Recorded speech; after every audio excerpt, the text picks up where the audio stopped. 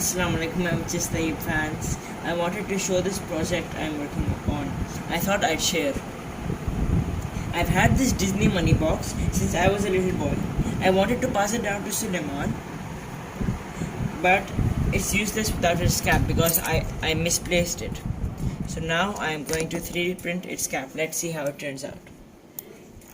So it's going to fit inside the hole, and we're going to have this handle on the top so that we can easily close it and open it.